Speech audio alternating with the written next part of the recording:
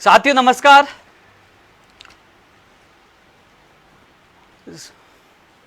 आप सबका इस लाइव प्रोग्राम में स्वागत है। बहुत दिनों के बाद मैं आपके बीच में आया हूं। साथियों, लगातार आप लोगों के कॉल और मैसेज मिल रहे थे। हालांकि जो वर्तमान परिस्थितियां है वो कोरोना के लगभग बहुत भयंकर परिस्थितियां है। काफ़ी लोगों के कॉल और मैसेज मुझे मिलते हैं, मैं उनके मैसेज देखता हूं, लेकिन मैं कई बार कॉल नहीं उठा पा रहा था, मैसेज का रिप्लाई दे पा रहा था। करीब 15 दिन से ज़्यादा हो गए मैं बीमार चल रहा था और अधिकतर मैं घर पे ही था और किसी से मिल भी नहीं रहा था, क्योंकि दोस्तों ये कोरोना एक बड़ी महामारी है और इसमें बड़े बड़े लोग इस दुनिया में नहीं रहे।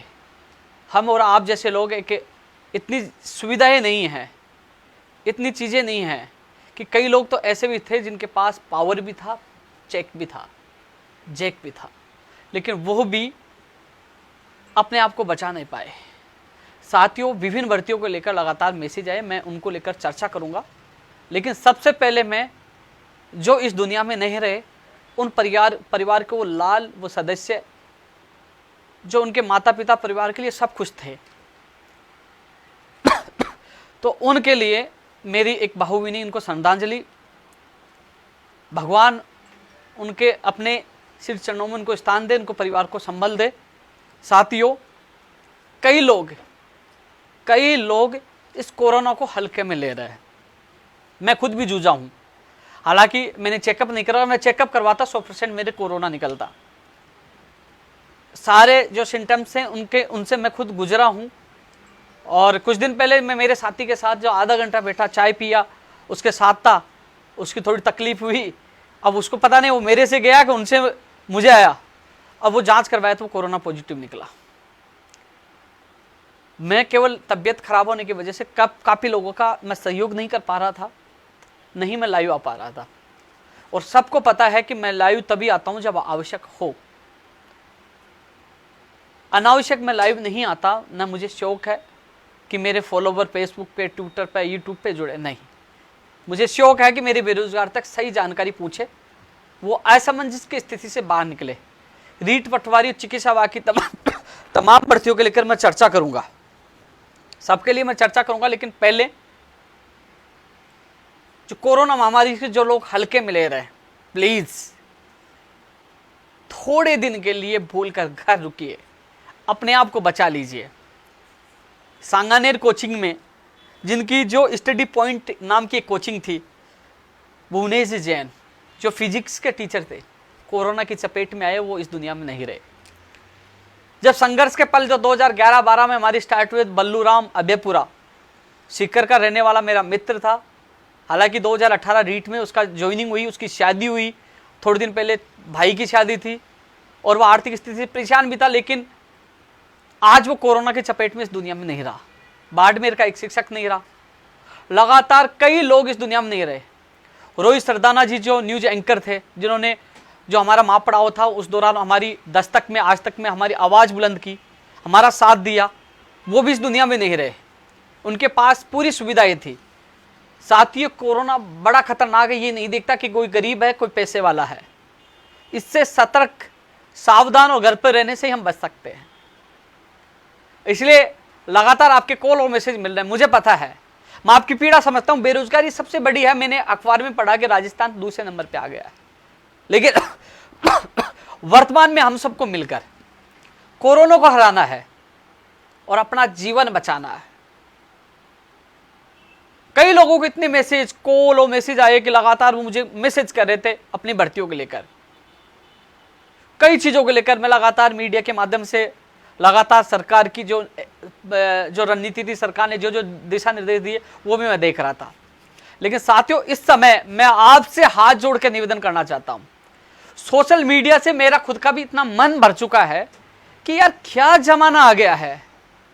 मान लीजिए मैंने किसी व्यक्ति की गलती बता दी, चाहे वो कांग्रेस पार्टी का हो, चाहे बीजेपी पार्टी का हो, किसी पार्टी का हो, गलती से मैंने कांग्रेस के अभ्यर्थी जो व्यक्ति है उसके खिलाफ पोस्ट कर दिया, तो उसके आईटी सेल, क्योंकि सब लोगों ने अपने लोगों को बना रखा, आईटी सेल बना रखा कि अटैक करो, अटैक करो, तो वो अटैक कर देंगे। ये तो बीजेपी का है और बीजेपी वालों के लिए बोल देते हैं, कांग्रेस या अन्य पार्टी वालों बोल देंगे।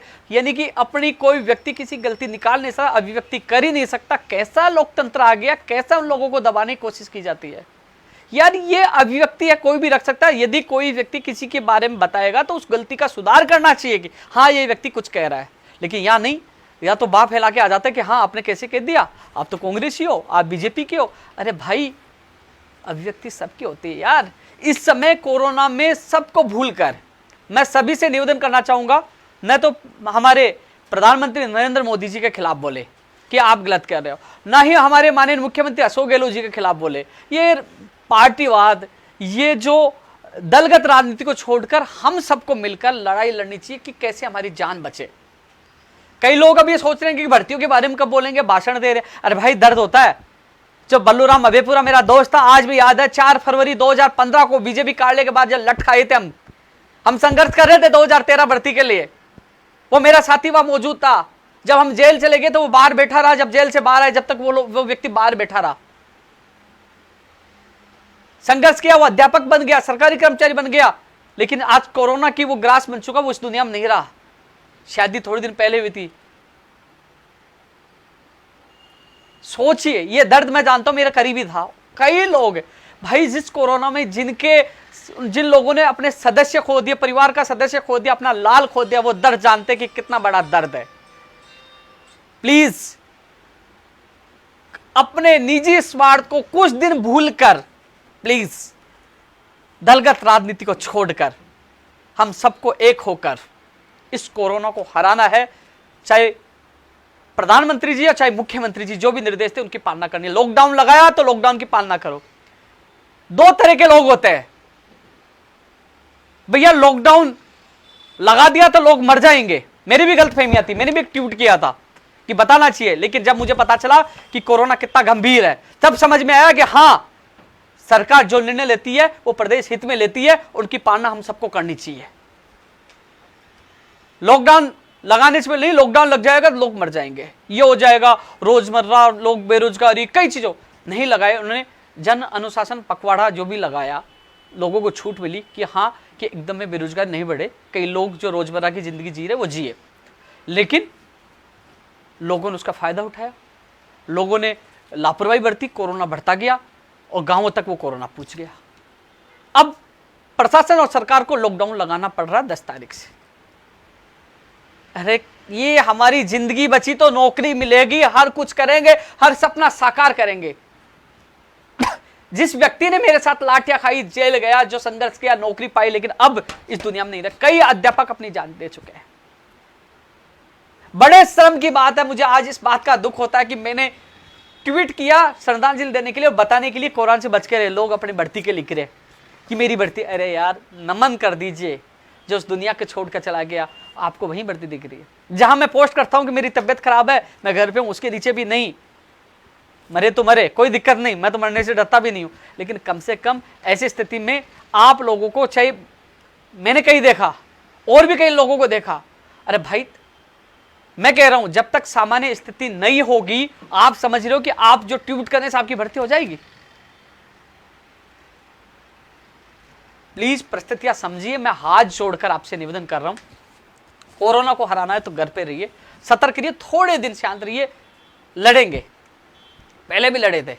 एक व्यक्ति कमेंट कर रहा था कि एक कमेटी बनाई गई थी, 1 महीने में रिपोर्ट देनी थी, क्या हुआ?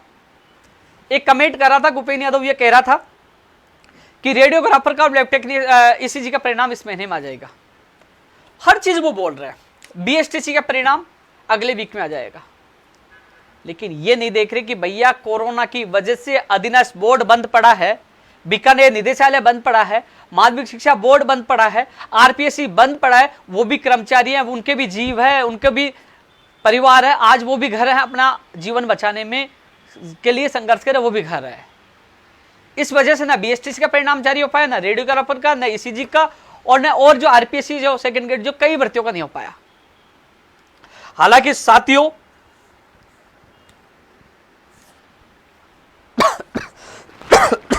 एक चीज मैं आपको बताना चाहूंगा, चेयरमैन अधीनस्थ बोर्ड के चेयरमैन साहब से मेरी 2 बार बात हुई है, फोन पे मेरी बात हुई है, और चिकित्सा विभाग में भी जो मेरी बात हुई है, मुकुल शर्मा जी से बात हुई है, और दुत्तड़ साहब से मेरी बात हुई है, मैं खुद ने मैंने बात की है। चेयरमैन साहब का कहना था कि हमें अधीनस्थ बोर्ड खोलने की अनुमति मिलते ही अब मात्र 2 या 3 दिन में, 2 दिन भी नहीं लगाएंगे, हम रेडियोग्राफर की जो सूची जारी कर देंगे। इसके अलावा 26-27 लैब टेक्नीशियन के और भी रिजल्ट जारी होना है, 26, 27, 28 जो भी है वो उसकी और सूची जारी होनी है। इसके अलावा ईसीजी में बोले कि पहले हम रेडियोग्राफर का निकालेंगे 26-27 जो है लैब टेक्नीशियन के, और उसके बाद 5-7 दिन 2-4-5-7 दिन उसमें लगेंगे, हमारे केस में ईसीजी में लगेंगे। ये मेरी उनसे बात हुई थी। उसके बाद मैंने माननीय मुख्यमंत्री जी को अधिकारियों के सामने ये बात रखी है, माननीय मुख्यमंत्री तक बात पूछाई है कि आप यूटीपी पे यानी कि आप लोगों को ले रहे हो वैसे संविदा पे, तो कम से कम वो भर्तियां तो पूरी कर दीजिए भैया, बोल मत। कम से कम जो भर्तियां है, रेडियोग्राफर है, ईसीजी है, सीएचओ है। साथियों, मैंने आज ही आपकी बात आज भी पूछाई है, क्योंकि लाइव आने से पहले मैंने आपकी बात पूछाई है, उससे पहले पूछाई है, सरकार तक पूछाई है और माननीय मुख्यमंत्री तक बात पूछाई है, क्योंकि अब विषम परिस्थितियां है। इन विषम परिस्थितियों में साथियों जो चिकित्सा विभाग की भर्तियां पूरी होती है तो कोरोना संक्रमण रोकने में कहीं न कहीं सरकार को भी इसमें बड़ा सहयोग मिलेगा। सीएचओ कि जो जल्द से जल्द उसमें एप्लीकेशन लगा कि कोर्ट से भी जो भी मामला कोर्ट में है या एकल पीठ का निर्णय माना है, यानी कि जिनका जो शिकायतें आई हैं उनको छोड़ते हुए जिनमें शिकायतें नहीं उनका रिजल्ट जारी कर सकते हैं। इस संबंध में भी मैंने बात रखी है, सीएचओ के लिए रखी है। एमओ की जो डॉक्टर की जो मेडिकल ऑफिसर की सूची जारी है, 250 से ज्यादा सीटें खाली है, वो बात भी रखी है। प्रयोगशाला सहायक 1534 जो अभी भी काम कर रहे हैं, करीब 400-500 लोगों को हटा दिया, उनका अनुभव उनको लिया जाए। नर्सिंग भर्ती 2013 है, 18 है नर्सिंग भर्ती। इसके अलावा जो आयुर्वेद नर्सिंग भर्ती वाले भी हैं। तो साथियों, इन चीजों की बात मैंने रखी है, मैं कोशिश कर रहा हूं। चेयरमैन साहब ने कहा कि वहां से अनुमति मिल जाएगी तो मैं 2 दिन में वो परिणाम रेडियोग्राफर ईसीजी का मैं निकाल दूंगा। तो साथियों, मैं कोशिश कर रहा हूं बोर्ड खुले और जो परिणाम अटके वो निकले, इसके लिए मैं पूरी कोशिश कर रहा हूं। मेरी तबियत पहले से ठीक है और मैं इस स्थिति में आ गया कि लाइव आ सकूं। मैं काफ़ी दिनों से काफ़ी लोगों को कॉल मैसेज आ रहा है कि लाइव आए, हमें बताइए। तो साथियों, मैं थोड़ा बीमार की वजह से नहीं आ पाया, लेकिन अब ठीक हूं और आपके बीच में आया हूं। लेकिन इतना ज़्यादा कहना चाहूँगा, आप बच के रहे, क्योंकि कोरोना के ग्रास से मरते मरते बच के मैं भी निकला हूँ। इन समस्याओं का सामना मैंने भी किया कि मेरा साथी तो अभी भी एक तो एडमिट है कोरोना की वजह से और कई दुनिया में से छोड़ के चले गए। इसके अलावा दोस्तों, एक वार्ड बॉय 2013 में भी 1848 में भर्ती आई थी। आज वार्ड बॉय जो कोरोना पेशेंट को ले जाने और मरीजों को ले जाने का काम करते हैं आज, क्योंकि सबसे बड़ी बात है, आपने देखा होगा कि आज तक वाले ने भी चलाए थे और भी न्यूज़पेपरों ने चलाए थे, उनको मैंने सारी डिटेल मैंने ही भेजी थी आपकी भर्तियों की। साहब, इनको उठाइए, कम से कम माननीय मुख्यमंत्री तक बात पूछे, क्योंकि बिहार के मुख्यमंत्री ने भी निर्देश दिए थे। तो ये भर्तियां चाहे ईसीजी हो, चाहे रेडियोग्राफर हो, चाहे लैब टेक्नीशियन हो, चाहे सीएचओ, चाहे प्रयोगशाला सहायक हो, चाहे नर्सिंग भर्ती 2013 हो, चाहे वार्ड बॉय हो, चाहे आयुर्वेद नर्सिंग भर्ती 2013, इन सब तमाम भर्तियों की बात मैंने उनके सामने रखी है। राजस्थान पुलिस भर्ती की बात रखें, जब होमगार्ड अब लगा रहे हो तो 2018 की 1600 पद खाली है, उनको भी लिया जाए, आपके पद खाली, ये बात भी मैंने रखी है। दोस्तों, कमेटी के सुझाव की बात की, कमेटी देखो कोरोना है, सबके प्यारा है, सबको अपना जीवन प्यारा है। अब विषम परिस्थिति होगी तो कमेटी क्या रिपोर्ट देगी? सीएम साहब लगातार इस बात को लेकर चिंतित है कि हॉस्पिटल में ऑक्सीजन नहीं है, बेड नहीं है, क्या क्या सुविधा नहीं है, वो केंद्र सरकार से मांग रहे हैं। कभी 3000 करोड़ की युवाओं के लिए वैक्सीन फ्री की है, तो लगातार वो कोशिश कर रहे हैं। देखो साथियों, कई लोग कहेंगे कि कम से कम जो परिस्थितियों खुद बीमार होकर उनका पूरा परिवार संक्रमित है और मुख्यमंत्री जी अब रात दिन मेहनत आप लोगों को बचाने के लिए कर रहे हैं, वहीं प्रधानमंत्री जी भी कर रहे हैं। ऐसी स्थिति में हम लोग, चाहे प्रधानमंत्री जी हो चाहे मुख्यमंत्री जी हो, ऐसी स्थिति में चाहे आज कांग्रेस सरकार है, इससे क्या बीजेपी की सरकार होती या किसी और पार्टी की सरकार होती, ऐसी स्थिति में हर युवा, हर प्रदेशवासियों का फर्ज बनता है कि सरकार को कहे कि हम आपके साथ हैं, उनको कहे आप संघर्ष करो। आज वो संघर्ष हमारे लिए कर रहे हैं ना, आप का जो निर्देश है उनके हम पालना करेंगे, हम आपके साथ है। ऐसी स्थिति में हम सबको ये कहना चाहिए, ऐसा नहीं कहना चाहिए ये कर रहा है, ये कर रहा है। अरे टांग मत खींचिए भाई, ऊपर वाला भगवान देखता है यार। क्या कर लोगे? डॉक्टर बन जाओगे, टीचर बन जाओगे और मर गए तो क्या करोगे यार? कुछ करना है तो दूसरों के लिए करके देखो यार। अपने कम से कम अपने जीवन की पहचान करिए। क्या लेके आए थे, क्या लेकर जाओगे यार? मान लीजिए आप टीचर बन गए, मान लीजिए आप प्रयोगशाला सहायक बन गए, क्या होगा? सुबह निकलोगे, ड्यूटी करोगे, शाम को आओगे, बच्चों के साथ रहोगे, रात को सोओगे, सुबह उठ के जाओ, क्या देगा यार? कम से कम ऐसा काम करिए ना कि दुनिया कहे कि क्या इंसान। आप देख रहे हो कोटा का एक बड़ा उदाहरण, एक अपनी वैन में एक ऑक्सीजन दे रहे हैं, कितने लोगों की दुआएं मिल रही है, लोग कितनी मदद कर रहे हैं। भाई आज यदि मैं कुछ जिंदगी में कुछ बनता हूं, मैं कुछ बनता हूं, मेरे पास कुछ संपत्ति अर्जित होती है, तो मैं दाल रोटी के अलावा मेरी सारी संपत्ति उन गरीब लोगों की होगी। मेरा सपना है, करूंगा, जिंदा रहा तो मैं करके दिखाऊंगा और लोगों के लिए। लेकिन अभी परिस्थितियां विपरीत है। एक छोटा सा उदाहरण देना चाहूंगा कि 9 दिन का महापड़ाव हुआ सहाड़ा, कई जगह हमने उपचुनाव में रैलियां निकाली, और एक समय ऐसी आर्थिक हालात मेरी इतनी मजबूर थी कि मेरे एक साथी था जिसके एलडीसी भर्ती 2013 में चयन हुआ था, उसकी पूरी मदद की, उसकी वाई भी टीचर लग गई, सारी मदद की। मैंने कहा भाई मेरी बुरी हालत है, प्लीज़ फ़ोन करके मेरी मदद करे यार, मेरे को बहुत मैं बहुत ज़्यादा परेशान हूँ, मेरी बुरी हालत है। तो उस व्यक्ति ने, अच्छा मित्र था, अच्छा मैंने सहयोग किया था, पहली बार उसको बोला था, और उन्होंने उस समय जब भर्ती नहीं हुई थी वो कहते थे भाई आपकी मदद करेंगे, आप याद करना।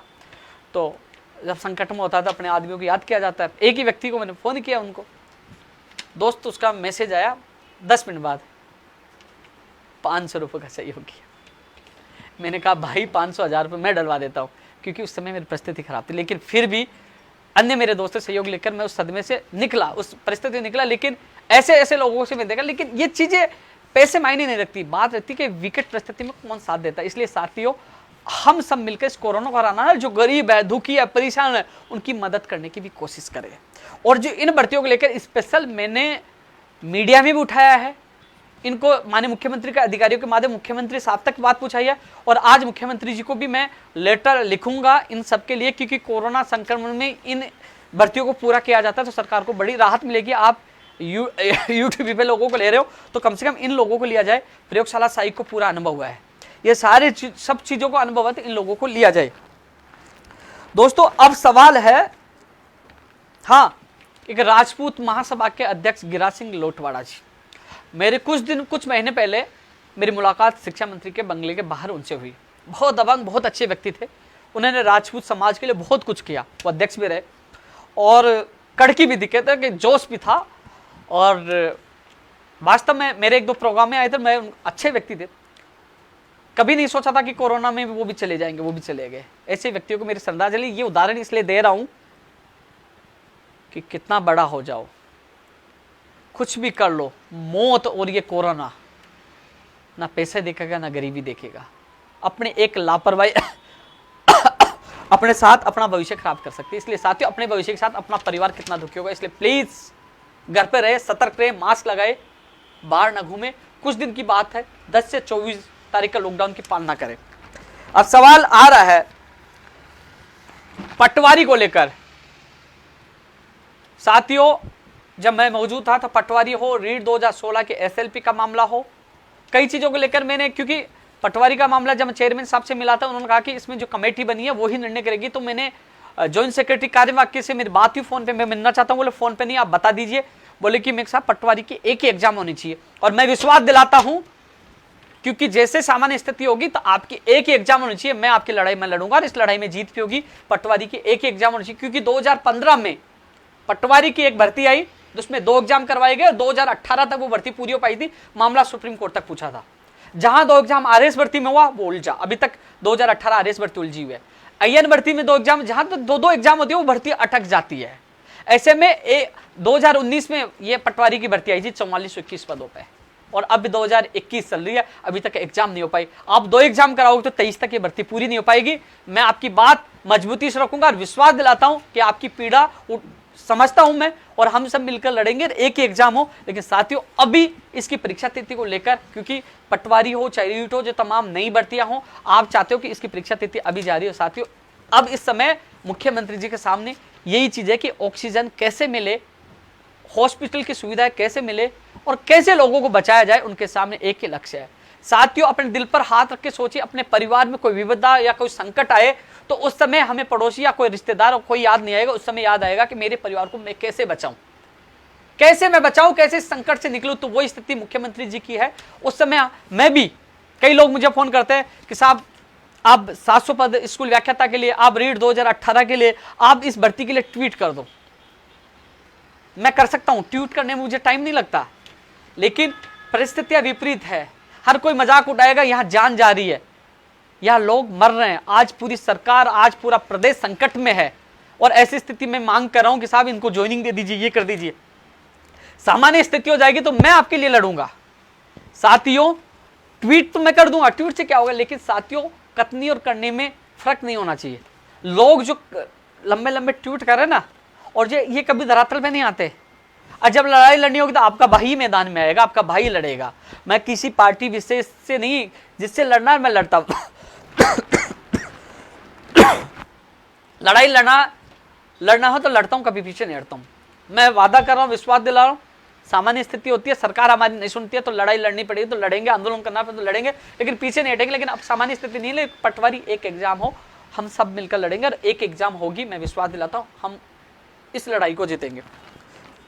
दोस्तों रीड 2021 को लेकर काफी लोगों के कॉल मैसेज आ रहे हैं। मैं इनकी परिस्थिति समझता हूं दोस्तों। लगातार 2 जून, 2 अगस्त, फिर सितंबर, 2 अगस्त थी पहले, फिर 2 सितंबर, फिर फरवरी, और फिर अब 25 अप्रैल और फिर 20 जून। लगातार तारीख बढ़ी, लोग तैयारी कर रहे थे, कमरा किराया ले रखे थे, घर वाले भी ताने मारते। मैं हर परिस्थिति समझता हूँ, सबसे ज्यादा पटवारी और रीट के अभ्यर्थी हैं पूरे प्रदेश में जो तैयारी का, हर घर में अधिकतर ये लोग मिल जाएंगे।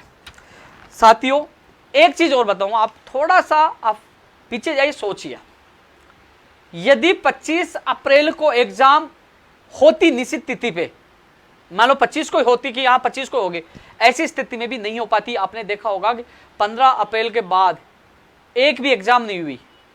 सारी जो एग्जाम थी केंद्र से लेकर, सब ने जो हालात बिगड़े अचानक अप्रैल में बिगड़े ना, सारी परीक्षा स्थगित कर दी गई। यानी कि आरएस के इंटरव्यू तक जिसकी संख्या ज्यादा नहीं होती वो स्थगित कर दिए गए। ऐसे में आप ये सोच रहे, कई लोग कह रहे थे कि 25 अप्रैल को तारीख बढ़ा दी, गलत हो गया। हालांकि मैं पक्ष में नहीं था, मैं भी पक्ष में नहीं था, समय पे एग्जाम मैं भी पक्ष में था, लेकिन कोरोना ने ऐसी स्थिति बिगाड़ी कि 25 अप्रैल को एग्जाम होती तो भी नहीं होती, वो स्थगित होती। अब रही 20 जून की, 24 मई तक लॉकडाउन है, यानी कि 24 मई तक कुछ भी नहीं होगा। और 24 मई के बाद क्या परिस्थितियां होगी, न आप बता सकते हो, न मैं बता सकता हूं। आपने सोचा था कि कभी दोबारा ऐसा कोरोना की भयावह स्थिति हो जाएगी? 24 तारीख के बाद ही पता चलेगा कि क्या स्थिति है, लॉकडाउन बढ़ेगा या घटेगा। लेकिन अभी तक जो ईडब्ल्यूएक्स आरक्षण की वजह से जो फॉर्म रीओपन होने थे, लोगों का आवेदन प्रक्रिया सारी भर्तियों में दोबारा करवानी थी, वो नहीं हो पाई है। ऐसी स्थिति में 24 के बाद रीओपन करवाते हैं, 10 से 15 दिन उन्हें लगेंगे। मान लीजिए 30 तारीख करवा दिया तो 15 जून तो गई। अब स्थिति यही है कि 20 जून को एग्जाम होगी नहीं होगी, लेकिन वर्तमान परिस्थितियों को देखते हुए यही लगता है कि संभावना लगभग बहुत कम हो गई है, क्योंकि कोरोना की स्थिति मुझे नहीं लगता कि इतनी जल्दी 24 मई तक सुधर जाएगी। लोग मर रहे हैं, आंकड़े आपके पास आधे ही आ रहे हैं। सच है कि बहुत ज्यादा लोग मर रहे हैं, बहुत ज्यादा लोगों की स्थितियां गंभीर है। गांव में कोरोना पहुंच चुका है, लोग बीमार हो रहे हैं, बुरी हालत है, त्राई त्राई मची हुई है। और 24 तारीख के बाद ही स्थिति स्पष्ट हो पाएगी। 24 को लगा कि स्थिति बिल्कुल सामान्य हो गई है, 24 को लगा कि स्थिति बिल्कुल सामान्य हो गई है, तो दोस्तों हम लड़ झगड़ के कि 24 को हो गई है सामान्य और 25 तारीख को लॉकडाउन खुल गया है, तो दोस्तों हम 26 या 27 तारीख को ही जयपुर में महापड़ाव डाल देंगे, क्योंकि जल्द से जल्द लिंक ओपन करके 10 दिन में आवेदन करके 20 तारीख को एग्जाम करवाया जाए, ये हम कर लेंगे। लेकिन यदि कोरोना की स्थिति सही नहीं हुई तो मुझे नहीं लगता कि 20 जून को एग्जाम हो पाएगा। इसलिए साथियों, जो लोग जो जयपुर आसपास कमरे किराए लेके, कई लोग कह रहे हैं हम घर जाएंगे, नहीं जाए, उनसे मेरा निवेदन, घर जाइए, परिवार के साथ रहिए, सुरक्षित रहिए, लेकिन कोरोना महामारी से बचकर रहना। आप जिंदा रहो तो एग्जाम दे पाओगे। काफी छात्र जो चाहे जोधपुर और कई जगह के छात्र जो तैयारी कर रहे थे, वो भी कोरोना के ग्रास यानी कि कोरोना के दौरान वो उनकी मृत्यु हो चुकी है। कई लोग मर चुके हैं, इसकी चपेटे में आ चुके हैं। ऐसे में साथियों 24 तारीख के बाद स्थिति का स्पष्ट होगा, लेकिन 10 से 15 दिन उन लोगों को आवेदन के लिए समय दिया जाएगा। यदि 30 तारीख से भी दिया जाता है तो आप देख लीजिए 15 जून हो गए, 20 जून को एग्जाम है। ऐसी स्थिति में जब आवेदन के बाद उनके सेंटर, कई चीजों का अभी तक वो होगा कि आवेदन के बाद कि कितने आवेदन आए, आवेदन के बाद कितने आवेदन टोटल आए हैं। पुलिस जो सुरक्षा कर, पुलिस वालों की भी आवश्यकता पड़ती है सेंटर पे। आवेदन के बाद सेंटरों की सारी चीजें तय की जाती है। तो ऐसे में अभी संभावना यही है कि 99% संभावना यही है, मैं कह रहा हूं 99% संभावना नहीं, क्योंकि सच हमेशा कड़वा होता है, लेकिन मैं आप लोगों को झूठ नहीं बोल सकता। जो वर्तमान परिस्थिति बनी है, न प्रधानमंत्री जी गलती है, न मुख्यमंत्री जी गलती है, इसमें किसी की गलती नहीं है, गलती हमारा सबका दुर्भाग्य है। आज कभी किसी ने नहीं सोचा था, अरे गांव में रहने वाले सब समझते हो ना, गाय भैंस सबने देखे है ना आपने, जब गाय भैंस के बच्चा होता था उसके वो लगाते थे मुंह पे, मिट्टी न खाए दूध न चूक जाए। कभी सोचा था कि इंसान के मुंह पे भी ये लगेगा? छींकी बोलते थे गांव में इसको, या छींका बोलते, कभी किसी ने नहीं सोचा था। ये परिस्थितियां इतनी आगे, किसी ने नहीं सोचा था कि मेरा साथी भी छोड़ के चला जाएगा, कई टीचर चले जाएंगे। कभी सोचा था कि आज तक के रोहित सरदाना जी इस दुनिया में नहीं रहेंगे? ये कोई परिस्थितियां हैं, कैसे आगे। आज मैं जिंदा हूं, कल मेरा भरोसा नहीं कि क्यों, हाँ अभी तक मैं पूरा ठीक नहीं हो पाया, लगातार मैं भी जूझ रहा हूं, पता नहीं कल मैं भी नहीं रहूं, कोई भरोसा नहीं है। लेकिन जिंदगी जियो यार, किसी के लिए अच्छा बनकर यार, किसी के लिए अच्छा करके दिखाओ यार। इसलिए साथियों, संभावना पूरी, लेकिन अपनी ये सोच रहे कि यार मैंने 2 साल तैयारी की थी। अरे तैयारी सबने किया, बुरा हुआ तो सबके साथ हुआ जो लगातार 2 साल से तैयारी कर रहे हैं। ये परिस्थितियां विपरीत है, कोरोना से बचिए। लेकिन अब 20 जून की संभावनाएं बहुत कम है, मैं आपको बता दूं। लेकिन अपनी तैयारी लगा, जिसकी तैयारी अच्छी होगी उसका नंबर आएगा। लेकिन मैं इतना विश्वास दिला सकता हूं साथियों, एक चीज पर हम लोगों को मिलकर लड़ाई लड़नी है। सामान्य स्थिति होती है 24 तारीख को हो जाती है, तो हम जल्द से कोशिश करेंगे 20 को, और नहीं हो पाती है तो फिर आगे ये परीक्षा तिथि जाएगी। लेकिन हम सबको मिलकर एक चीज करनी है। हालांकि मैंने आपकी बात पूछा दी है, मैंने स्पष्ट बात पूछा दी है, चाहे वो पटवारी हो, चाहे ग्राम विकास अधिकारी हो, चाहे वो आपकी रीड शिक्षक भर्ती हो, चाहे स्कूल व्याख्याता हो, जो आने वाली भर्तियां वो हो, इसमें पदों की संख्या बढ़ाई जाए। रीड की संख्या 40 से 50,000 पदों की संख्या की जाए। हमने इंतजार किया, लेकिन पदों की संख्या बढ़ाई, क्योंकि फिर पता नहीं कौन सी बीमारी जाएगी। अरे भाई 1-2 महीने लेट हो जाएगी, जून में नहीं तो जुलाई अगस्त सितंबर तक हो जाएगी, लेकिन पदों की संख्या तो बढ़ाई जाए। इसलिए पदों की संख्या बढ़ाई जाए। इस अभियान को हम सबको मिलकर सफल बनाने, ये बात मैंने रख चुका हूं, कमेटी के सामने रख चुका हूं, लेटर लिख चुका हूं, और पूरा विश्वास है कि रीट, ग्राम सेवक, पटवारी और अन्य भर्तियों के पद बढ़ेंगे, यह अभियान सफल होगा। लेकिन इसके लिए हम सबको लड़ना होगा, लेकिन पहले हम सबको मिलकर इस कोरोना को हराना है। साथियों, रीट 2021 की मैंने स्थिति बताई। हालांकि कई लोग कहेंगे सच बताना गुनाह नहीं है। भैया आप लोगों को गुमराह नहीं हो, सच बताऊं, क्योंकि काफी लोग विश्वास करते हैं, काफी लोग इस लाइव का इंतजार कर रहे थे कि हाँ मेरी परीक्षा होगी कि नहीं होगी। लेकिन जो वर्तमान परिस्थिति है, मैं आपको बता दूं संभावना कम क्यों है, एक बार पुनः बता दूं, क्योंकि काफी लोग इसके एग्जाम देते हैं, क्योंकि 24 तारीख तक लॉकडाउन है। उसके बाद फॉर्म रीओपन होते 10 से 15 दिन दिए जाएंगे। 10 से 15 दिन दिए जाते हैं, तो आप देख लीजिए कि 24 को खत्म होते तो रीओपन करेंगे नहीं, 2-4 दिन तो उनमें लगेंगे, यानी कि 30 तारीख 1 तारीख तक किया जाता है, 10-15 दिन देते हैं, तो 10 से 15 जून आ गई।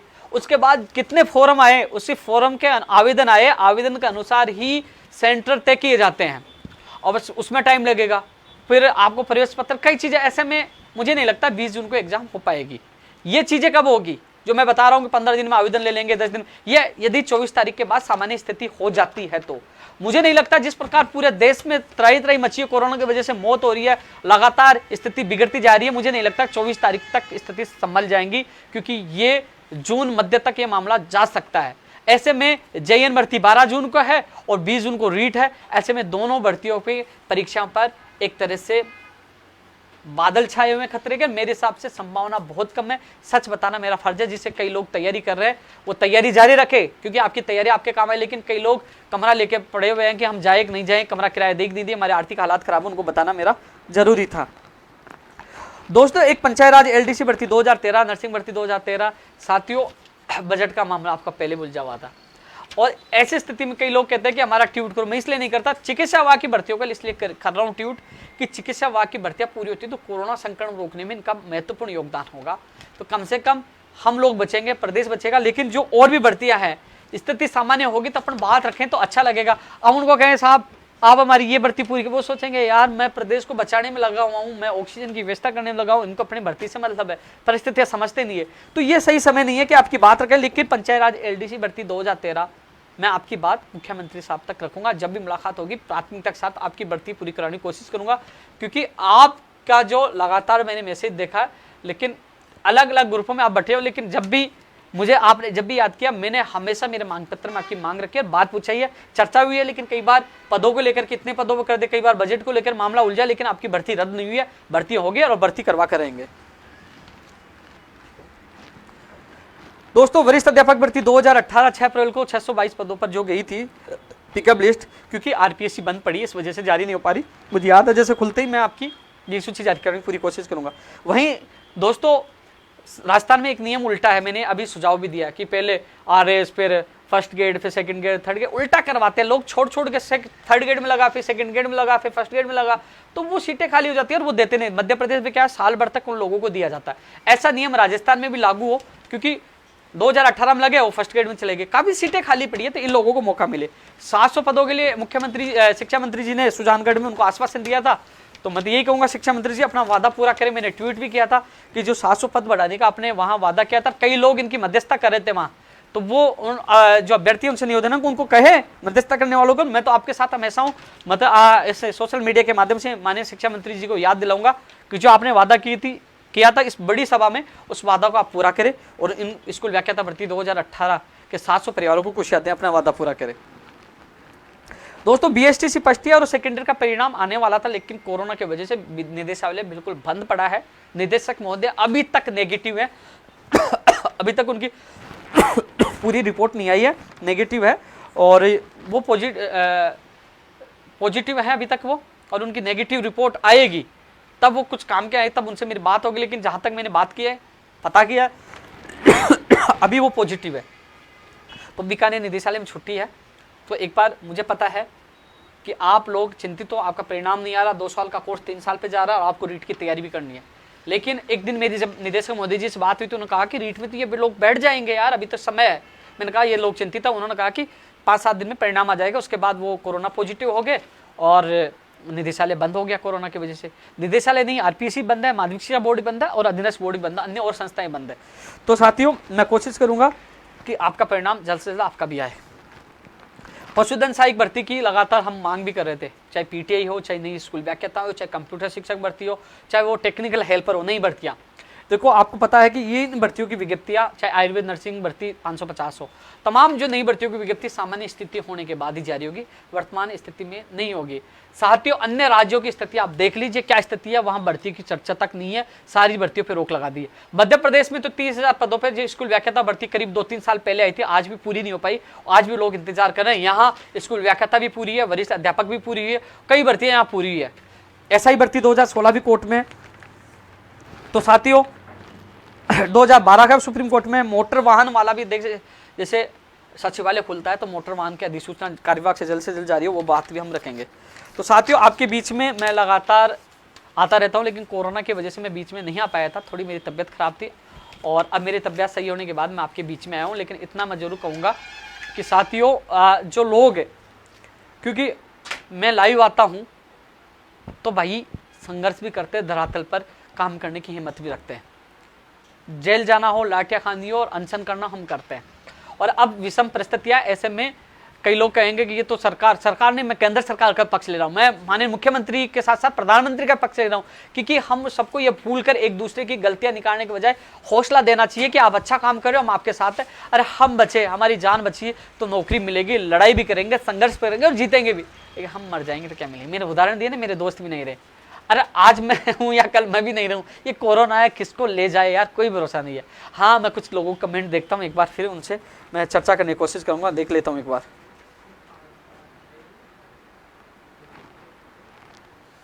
कमेंट देख लेता हूं एक बार, जो भी है चर्चा करने की कोशिश करूंगा।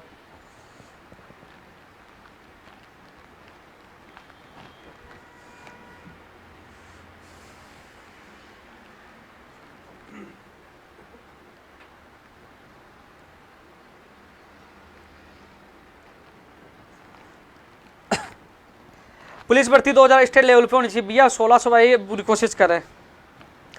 चेतन जी सीएचओ वाली मैंने बात पूछा दी है, जल्द से जल्द के लिए मैं पूरी कोशिश कर रहा हूं। मैं नीचे से देख लेता हूं यार, ये पुराने काफी हो गए।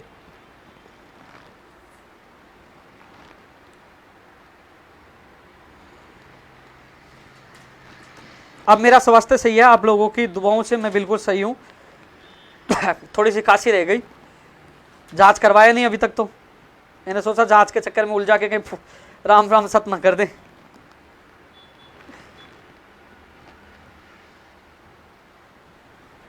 कमेंट पूरे नहीं आ रहे भाई, लाइव नहीं चल रहा क्या?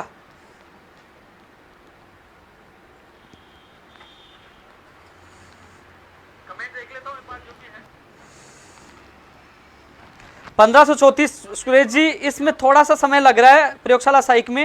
एडवोकेट जनरल साहब की इसमें लीगल ओपिनियन आ गई है, तो थोड़ा सा इसमें कोरोना की वजह से, मैं मुकुल शर्मा जी से भी मेरी बात हुई थी, उन्होंने कहा कि मेरे भाई, मेरे भाभी, कई लोग परिवार के सदस्य बीमार हैं, फिर भी मैं काम कर रहा हूँ, लेकिन थोड़ा सा समय लगेगा। एडवोकेट जनरल ने इस संबंध में जो लीगल ओपिनियन है विभाग को सौंप दी है, वहाँ से रिपोर्ट आ गई है। ये भर्ती, एक चीज़ बताता हूँ, जो लोग कई सवाल उठाते थे, प्रयोगशाला सहायक भर्ती 2018 1534 पदों पर, इस भर्ती को रद्द कर दिया गया था, समाप्त कर दिया गया था। जो हमने लगातार 9 दिन आंदोलन किया, इसके अलावा जो महापड़ाव डाला, जो हमने रैलियां निकाली, उसके बाद वार्ता हुई, समझौता हुआ, उसके बाद इस भर्ती को पुनः जिंदा किया गया। एडवोकेट जनरल साहब की राय ली गई है और उसको दोबारा जिंदा की है। भर्ती होगी तो 1534 परिवारों को न्याय मिलेगा, उनकी खुशियां मिलेगी। साथियों, समय जरूर लग रहा है, लेकिन आपको खुशियां मिलेगी। जो मैंने आपसे वादा किया वो वादा मैं पूरा करूंगा। रीट 2018 वाला दोस्त, अभी अर्जेंट मामले में सुनवाई नहीं हो पा रही। मैंने 2 दिन पहले निदेशक महोदय जी को कॉल लगाया था, तो उन्होंने कहा कि अभी मैं कोरोना जो है पॉजिटिव हूँ, अभी स्थिति सही नहीं है, तो फिर मैं इनसे बात नहीं कर पाया, क्योंकि मैं किसी को फ़ोन लगाऊं वो कहे अभी बीमार है, पॉजिटिव है, तो मैं कहूँ कि साहब हमारी सुनवाई करवा दीजिए, नहीं, अच्छा नहीं लगता। लेकिन ये ज़रूर है कि मैं आपकी पीड़ा समझता हूँ। 2018 रीट की जो वेटिंग वाला मामला, लेवल 2 के अंग्रेजी विषय और फर्स्ट लेवल का मामला हाई कोर्ट की डबल बेंच जोधपुर में उलझा हुआ है। लगातार आपके मैसेज मुझे मिल रहे हैं, लेकिन कई ऐसे लोगों के मैं मैसेज देख रहा हूँ जो संघर्ष के दौरान गायब थे। आज कह रहे हमारा साथ दो, आप भूल गए। अरे भाई, तुम कहाँ थे, याद है क्या? आज नौकरी मिल रही तो आज आ गया। मुझे पता है कितना संघर्ष करके हमारे दम पे, संघर्ष के दम पे वो सूची आई है, लेकिन जितनी मदद होगी करेंगे। लेकिन अब परिस्थितियाँ आज अनुकूल नहीं है कि हम दबाव बनाए सरकार को ये करो, फिर भी जितनी मदद होगी मैं करूँगा आप लोगों की।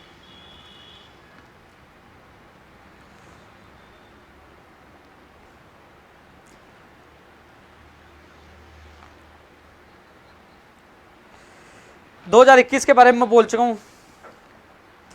दीपक शर्मा जी, जो अर्जेंट मामले हैं, राजस्थान पुलिस वाला, तो पुलिस की आवश्यकता है, होमगार्ड उनको लगाए थे, इसलिए उनकी सुनवाई हुई है।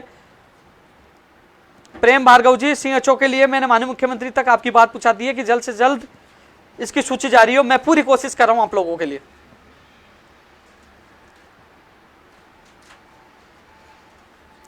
दीपाराम जी, 2016 की भी अपन बात करेंगे, एक बार सामान्य स्थिति हो जाए मैं आपकी बात रखूंगा। प्रबोधक 2008, भैया स्थिति होने के बाद आपकी बात। टेक्निकल हेल्पर की वाली,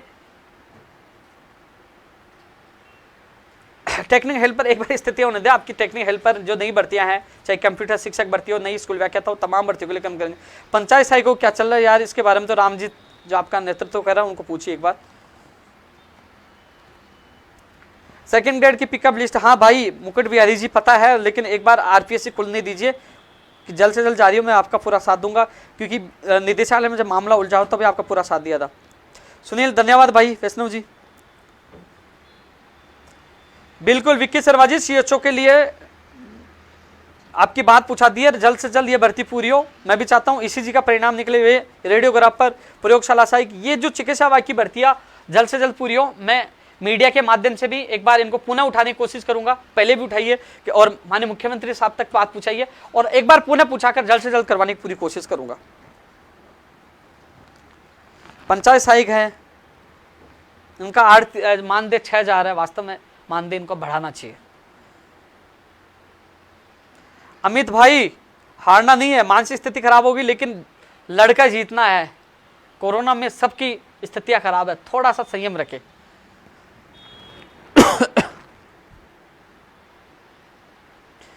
रेडियोग्राफर की बात मैं बोल चुका हूं राजू शर्मा जी ऊपर, मेरी चेयरमैन साहब से बात हुई, जो चीज मैंने आपको बता दिया। शैलेंद्र जी धन्यवाद। First grade Bhagat Singh ji, CHO वाली बात मैंने बोल दी है। प्रकाश जी, 2012 वाला मामला सुप्रीम कोर्ट खुलने के बाद अभी स्थिति आपको पता क्या है, जितनी मदद होगी मैं कर रहा हूँ। आपका श्याम भाई, आपके पंकज जी, आपके साथी जो भी हैं, नीतू, जो सबको पता है, जितना सहयोग है मैं कर रहा हूँ आप लोगों का। कैलाश जी, एक बार स्थिति सही हो जाने दो, संस्कार विभाग वाला मुझे पता है। कुंवर विजय सिंह जी, हाँ मैं मिलूंगा, आप लोगों के लिए मिलूंगा, बात करूंगा, मिलूंगा कि मैं फोन पे बात करता हूँ एक बार उनसे।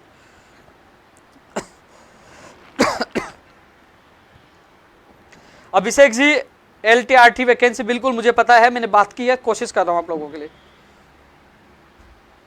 देखो साथियों, एक चीज और बता दूं, जो चिकित्सा विभाग की जो भर्तियां है, जो वर्तमान परिस्थिति को लेकर ये पूरी हो सकती है, इसके अलावा अन्य विभागों की भर्तियां सामान्य स्थिति होने के बाद ही हो पाएंगे।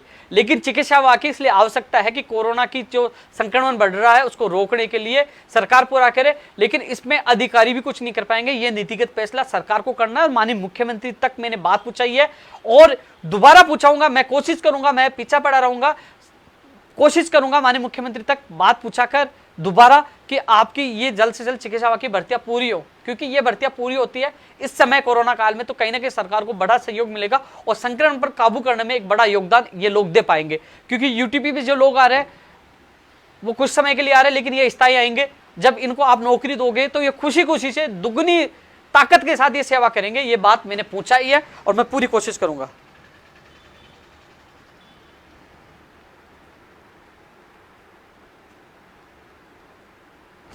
हिना शर्मा जी, आप कह रहे हो पटवारी का एग्जाम सामान्य स्थिति होने के बाद ही होगा, लेकिन मेरी कोशिश है एक ही एग्जाम हो।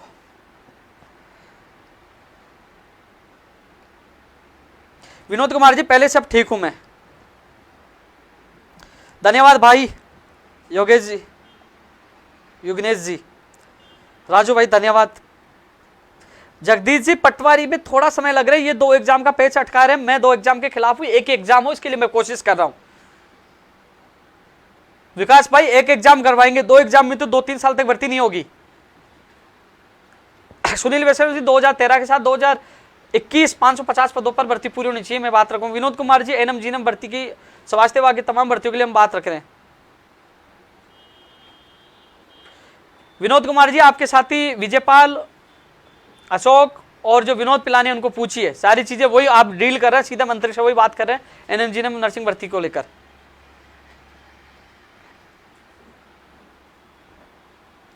साथियों, काफी समय से आपके बीच में लाइव रहा था, मैंने कई सवालों का जवाब देने की कोशिश की थी, लेकिन साथियों इतना मैं कहना चाहूंगा आप लोगों को, कोरोना में घर रहे, सतर्क रहे, सावधान रहे, अपनी जान है तो आप कुछ कर पाओगे, चले गए तो कुछ नहीं होगा। मैंने मेरे काफ़ी साथियों को खोया है, मेरी खुद भी जो तबीयत थी थोड़ी मेरी ख़राब थी, जिस वजह से मैं आपके बीच में लाइव नहीं आ पाया था, न बीच में आ पाया था। लेकिन मेरी जैसी तबीयत सही हुई मैं आपके बीच में हूँ, लेकिन मैं भी कुछ दिन तक सामान्य स्थिति नहीं होती है, मैं भी घर से बाहर नहीं निकलूँगा। खुद मैं इस लॉकडाउन की पालना करूँगा। एक युवा, एक प्रदेश का एक जिम्मेदार नागरिक होने का मैं एक पूरा कर्तव्य निभाऊंगा। आप सब भी घर पर रहे, मास्क लगाए, सैनिटाइज करें, घर से बाहर नहीं निकले और मुख्यमंत्री और प्रधानमंत्री जी के निर्देशों की पालना करें। इस समय हमारे प्रधानमंत्री जी, हमारे मुख्यमंत्री जी बहुत अच्छा काम कर रहे हैं, प्रदेश और देश को बचाने का काम कर रहे हैं।